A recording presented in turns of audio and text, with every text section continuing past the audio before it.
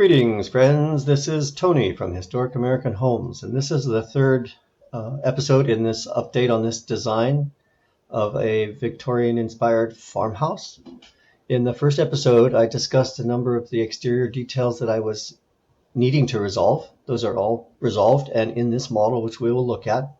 In the second episode, I talked a bit about how I used SketchUp and the process for developing the roof, and because it was a rather complicated roof.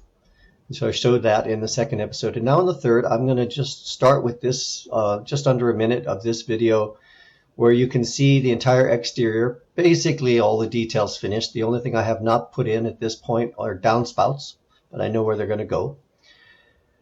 Anyway, we'll look at the exterior, and then I'll show you a few views of the interior, which is still in progress, and tell you about the next steps. So I'll just let this run, no commentary.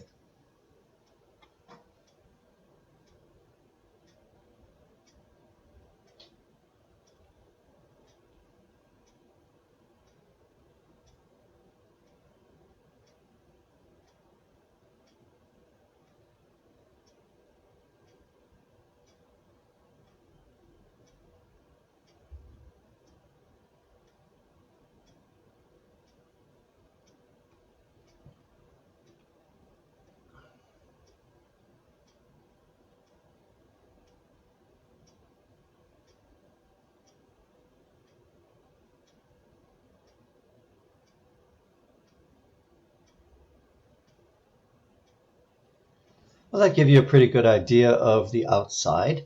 Let me minimize this, and we'll look at a few photos from the inside.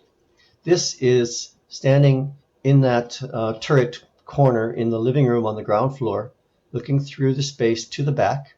We have the dining room in the middle, and then beyond the family room with a French door leading out into the garden. This is in the family room, looking towards the kitchen, and on our left is that same French door that we saw at the end of the vista in the previous image. We have the kitchen. There's a door now, and when I made this image, I hadn't yet put this door in, but this is the door to the garage, and on the right is a cabinet with a microwave and oven. And then through the opening here, we can see a bit of the furniture of the dining room. Here's a little elevated view to sort of show the kitchen layout a little better. Windows in front of the sink. I'm going to do a little more work in the kitchen area, but I basically got everything I need in it and everything where I want it. With the cooktop on this peninsula, I needed a proper vent above the cooktop, so it'll be hung from the ceiling. They also make vents that pop up from behind cooktop. I have found those to be very expensive and not generally as effective, so I don't generally use them in my designs. And here's a view from the kitchen looking back towards the sitting area in the family room. We have a gas fireplace in the middle, which would actually serve nicely to warm the room, although that's not the main source of heat.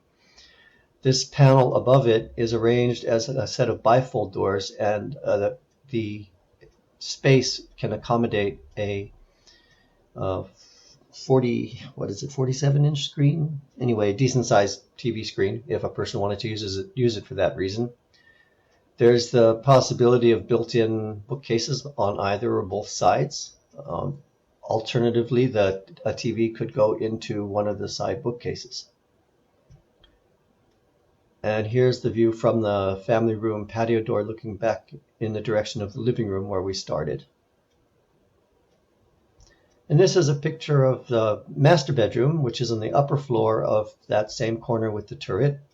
Enough space for two people to comfortably hang out, a bed here, dresser.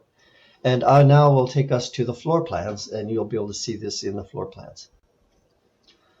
Here we have the ground floor. The entry side is at the bottom of the page. So we've got an entrance via this porch that wraps around. To our left is a living room. I've just suggested furniture layouts. My purpose here is not to do a full interior design, but simply to show that the rooms are designed such that that there are good furniture layouts possible. And preferably, I like to design spaces so that you have many ways to arrange furniture. So, like I said, this is not intended as an interior design project. This is architectural. To the right, we have coats and a water closet. Straight ahead, there's stairs going up.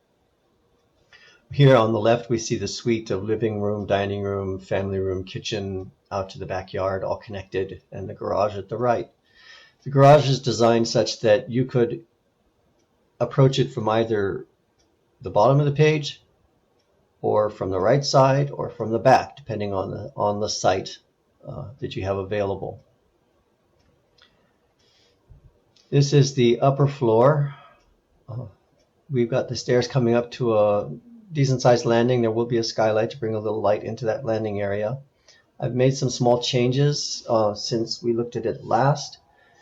The main change is that this piece where I'm circling the mouse did not exist before. It was porch roof from the ground floor. But I decided that it was making a very awkward transition. I'll show that in the model. In fact, I'll just jump over to that right now. Let's get the model, bring the model up. Work our way around. So what we had before was that on the ground floor we have the kitchen extending out to this corner right here, but the upper floor set back. In fact, you can see a little remnant of the line of it there, set back 4 feet. And then this porch roof continued up, and this garage bonus room roof continued over, and it made a very awkward intersection of roof lines that I wasn't happy with. So then I got the idea one way to resolve that was to let the bedroom extend out another 4 feet without concern about the roof line getting low. It's only at about 5 feet at the eave there in the inside. But the advantage of it being that, turn the roof off here so you can see in. That space can serve nicely as a small walk-in closet, a decent walk-in closet for a second bedroom. The space inside is 3.5 feet across, and in the long dimension, it's 7.5 feet. So that's something that I added, and originally this was the walk-in closet for this bedroom. So having this closet here, I decided to move the door opening for this closet at the top of the stairs and put the door opening onto the landing rather than into the bedroom, and then this could serve as other storage, other household storage, rather than just be for the bedroom.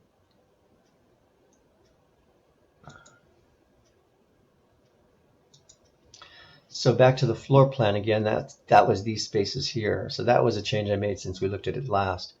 On the upper left, we have another bedroom, no change. We've got a bathroom, we've got washer, dryer, and linen storage, and there would be space above the washer and dryer to do an on-demand water heater, which would serve these 2 bedrooms. The kitchen hot water would be able to have its own the smallest type of on-demand hot water heater would work in the kitchen because the other appliances in the kitchen, such as dishwasher that require hot water, heat their own. Top of the stairs, landing, and then a turn. At the landing, you can step to the right, and that would be the bonus room over the garage. And I will mention one other thing about that. We'll go back to our model. In the earlier videos, I talked about the pattern of windows and how I wanted to use an arched window in this dormer here to echo the arched windows of the turret, and how I was considering using the arched window at the end wall of the bonus room. I did that, and I'm very happy with the results. I made a special effort in working these windows out to pay real attention to the way the trim of the windows came together, and I think that helps to make it work nicely. As 3 separate window units, they will be trimmed out to appear as a single composition. So what I've done here is I've taken my typical trim, which we can see on the left here, typical trim profile that I've used, which is a slightly more ornate profile than is found on simpler houses, but it's not a full-blown Victorian elaborate profile. It's got a beaded edge and a line of reading at the corner here. And instead of wrapping each window opening separately with that, I've carried the beaded edge. Around the perimeter and not brought it down between the windows. And then I've taken this reeded corner, and I've outlined the windows with the reeded corners. I think it's a nice trim scheme that works well, and as we and ties that composition, ties that facade together nicely. It again provides an echo. By the way, this arched window here is exactly the same size as this arched window. So there's an element, again, there's a uniform element that's tying the two together, and of course they reflect the turret windows. Oh, and I see something I should do here. I'm going to pause the video. No, I'll go ahead and do it right now. This is my site model. I'll explain a bit of SketchUp here about how I use site models. I do the model for the house in a separate file, and I do all the work on the house in the separate file, and then I import it into a second model which contains all the site elements, because these site elements are very heavy in terms of computer usage, and at the same time I don't need them in my construction drawings, but I like to have them for doing these exterior views. So it makes sense to keep them in a separate model and then simply import the house model in here. So I'm going to show you a little trick about how I set that up, because what I've just noticed is that I failed to update this house model. The house exists in its own group here, concept model. You can see that in the upper right. Concept model, and that's where I put my house file. So I'm going to double click into that group and I'm going to select the house, and if you look in the upper right at the entity info, it says component, one in model, and definition, and then the file name, and that's the file of my actual working model for the house. So I'm going to right click on the component, which is my house model, and I'm going to choose reload, and this is going to go back in. Do you want to replace it with a different file? Excuse me, I do. Reload. Yes. Now it's kind of a weird instruction because I'm actually replacing it with the same file, but the same file has been further developed and saved again. So what I'm doing now is reconnecting to that original file. It'll take a minute here to read it, and it's bringing it in. And I'm reloading it because I had, since I did this, I had added mullions to all these windows. Okay, it has reloaded, and as you can see now, we've got the mullions in all the windows. So that's how the two files are interconnected. I just wanted to share that little bit of SketchUp wisdom with you. I can see that I've also got my grids on. These are my structural grids. You see these lines here.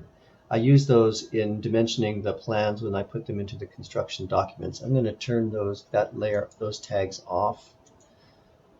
Grid.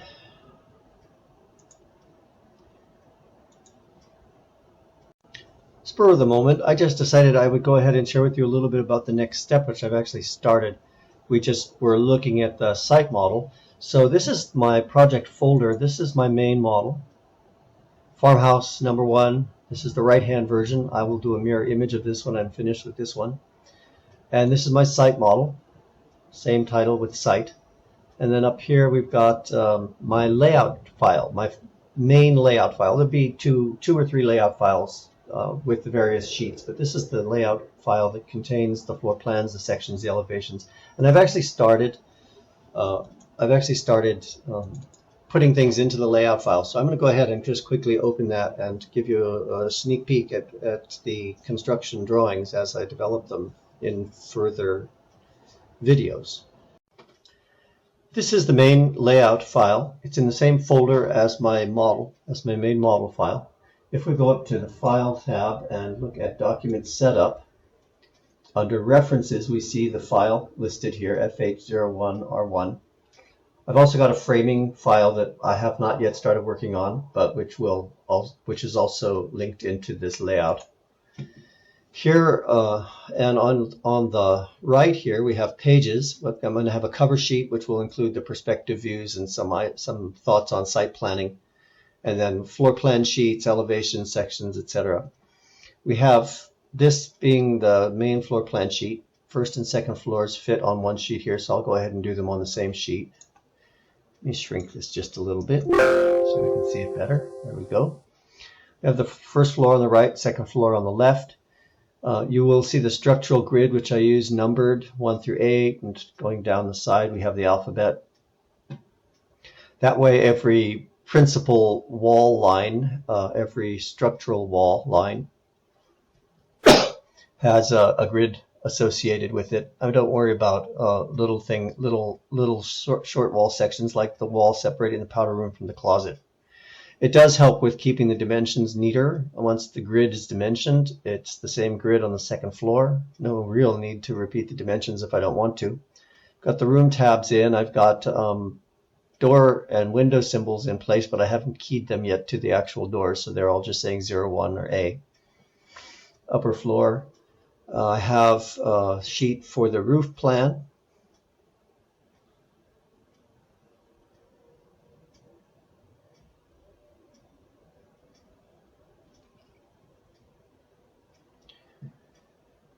A sheet for the roof plan, and I may incorporate a few details into it or some schedules. I have a framing which I haven't started yet, elevations.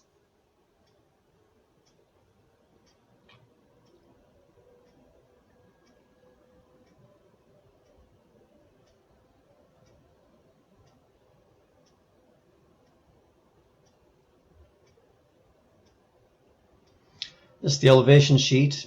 It's showing a little bit of color, and strictly speaking, a lot of building departments still only accept drawings that are in black and white. So what I can do is I'm careful about the colors I choose. I can export this into a PDF format, and I can, in doing the export, I can do it in grayscale. So all of the colors will return to a grayscale, and there will be still the ability to differentiate the different materials, the shingle versus the siding, etc. We have the 4 main elevations on that sheet, and then we have 2 sheets with sections, whole building sections.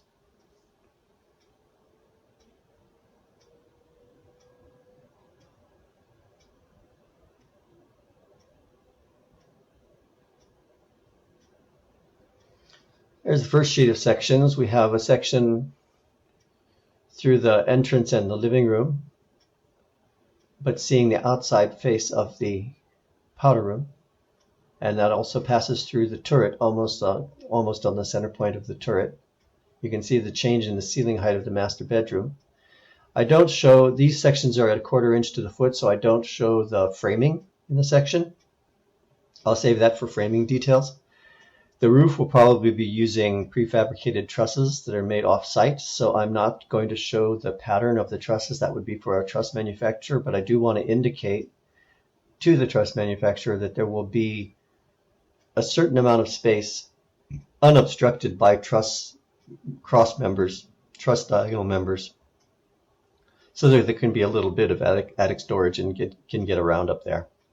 That's the first page of sections, and then on the second page of sections, I have them cut crosswise in the crosswise direction, perpendicular to this first set of sections.